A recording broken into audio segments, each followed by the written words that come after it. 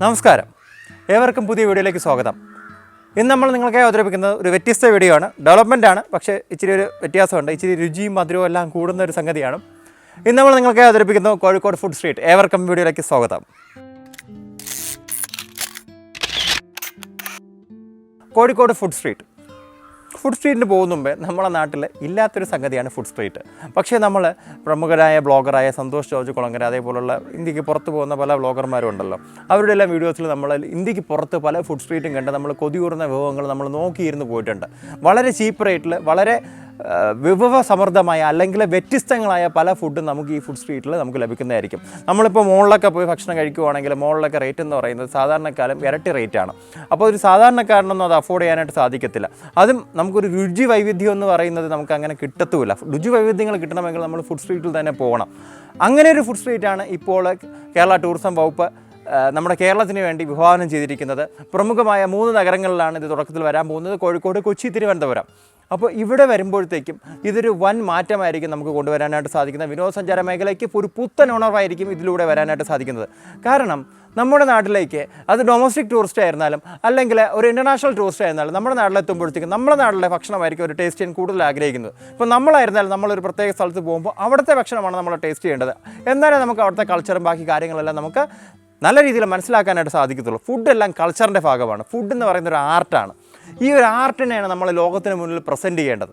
അപ്പോൾ ആ ഒരു പ്രസൻറ്റേഷൻ നമുക്ക് കേരളത്തിൽ ഒരിടത്തും നമുക്ക് കിട്ടുന്നില്ല. എന്നാൽ കേരളത്തെ സംബന്ധിച്ചിടത്തോളം കാസർഗോഡ് നിന്ന് തിരുവനന്തപുരം വരെ നമ്മൾ ഒന്ന് സഞ്ചരിച്ച് കഴിഞ്ഞാൽ ഓരോ ജില്ലയിലും ഓരോ പ്രദേശത്തും ഓരോ ഫുഡ് സംസ്കാരമാണ്, ഓരോ ഫുഡ് രീതികളാണ്.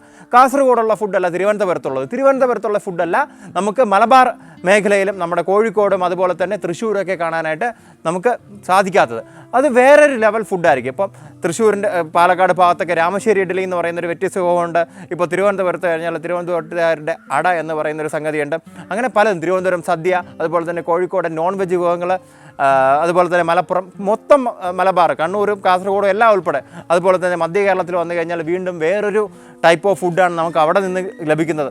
അങ്ങനെ ഒരു വ്യത്യസ്തമായ ഒരു ഫുഡ് സംസ്കാരം നമുക്കുണ്ട്. ഇത് നമുക്ക് ലോകത്തിന് മുന്നിൽ ഹൈലൈറ്റ് ചെയ്യാൻ ഇതുവരെയ്ക്കും സാധിച്ചിട്ടുണ്ടോ എന്ന് ചോദിച്ചു കഴിഞ്ഞാൽ സാധിച്ചിട്ടില്ല.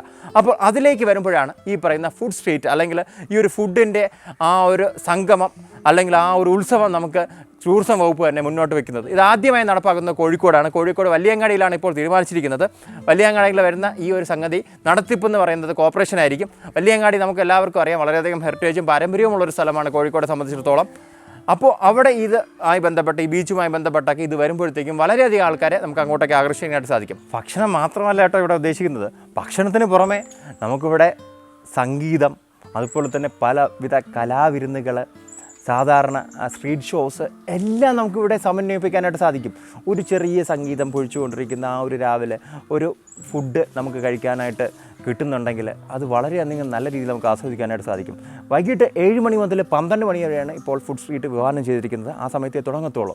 അപ്പോൾ ഒരു ഈവനിങ് നമുക്ക് ഫാമിലിയായിട്ടൊക്കെ പോയി അടിച്ചു പൊളിച്ച് എല്ലാവരുമായിട്ടും വളരെ നല്ല രീതിയിൽ വളരെ അടിപൊളിയായിട്ടുള്ള വ്യത്യസ്തമായ ഫുഡെല്ലാം നമുക്ക് ആസ്വദിക്കാൻ സാധിക്കും. അതിനോടൊപ്പം സംഗീതം, അതിനോടൊപ്പം വ്യത്യസ്തമായ കലാവിരുന്നുകൾ, ഇതെല്ലാം കൂടി വരുമ്പോഴത്തേക്കും നമുക്ക് വേറൊരു ആംബിയൻസ് ആയിരിക്കും, വേറൊരു ലെവലായിരിക്കും നമ്മൾ നാട്ടുകാർക്കും ടൂറിസ്റ്റുകൾക്കും നമ്മൾ നൽകുന്നത്. അപ്പം കോഴിക്കോട് വലിയങ്ങാടിയെ സംബന്ധിച്ചിടത്തോളം ഇപ്പോൾ മറ്റൊരു വാർത്ത വരുന്നു പറഞ്ഞാൽ അവിടുത്തെ സാധാരണക്കാരായ തൊഴിലാളികൾ, ചുമട്ട് തൊഴിലാളികൾ ഇതിനെതിരെ ഇപ്പോൾ തിരിഞ്ഞിരിക്കുന്നു എന്നതാണ്. ഇതിനെതിരെ തിരിയുമ്പോഴത്തേക്കും അവർക്ക് അവരുടേതായ ന്യായങ്ങളുണ്ട്, അവർക്ക് അവരുടേതായിട്ടുള്ള തൊഴിലിനെ ബാധിക്കുമെന്ന് അവർ പറയുന്നുണ്ട്, ആശങ്കകളുണ്ട്. ഇപ്പോൾ നമ്മളെ സംബന്ധിച്ചിടത്തോളം കോഴിക്കോട് ഇത് എവിടെ വേണമെങ്കിലും വന്നു കഴിഞ്ഞാൽ നമുക്ക് ഒരു പ്രശ്നവുമില്ല. അത് ടൂറിസവുമായി ബന്ധപ്പെട്ട സ്ഥലത്ത് വന്നാൽ മാത്രമേ വിജയിക്കത്തുള്ളൂ എന്ന് മാത്രമേ നമ്മൾ പറയുന്നുള്ളൂ. മറ്റൊരാളുടെ വയറ്റത്തടിച്ച് അവർ നമുക്ക് പല പദ്ധതികളിലൂടെ കൊണ്ടുവരേണ്ടത്. ഇപ്പോൾ അവർക്ക് അങ്ങനെ ഒരു ആശങ്കയുണ്ടെങ്കിൽ, ഇപ്പോൾ ഗവൺമെൻറ് വിചാരിക്കുകയാണ് അല്ലെങ്കിൽ സർക്കാർ വിചാരിക്കുകയാണ് അവിടെ തുടങ്ങിയാലേ മതിയാവത്തുള്ളൂ എന്ന് വിചാരിക്കുകയാണെങ്കിൽ അവർ ഈ ആൾക്കാരെയെല്ലാം പറഞ്ഞ് മനസ്സിലാക്കി എന്താണ് അവിടെ കൊണ്ടുവരുന്നത് അതിൻ്റെ റിയാലിറ്റി ബോധിപ്പിക്കുക. അല്ലെങ്കിൽ യഥാർത്ഥത്തിൽ പ്രശ്നമുണ്ടെങ്കിൽ ജസ്റ്റ് ഇതൊന്ന് മാറ്റി വേറെ സ്ഥലത്ത് കൊണ്ടുവന്ന് സ്ഥാപിക്കുക.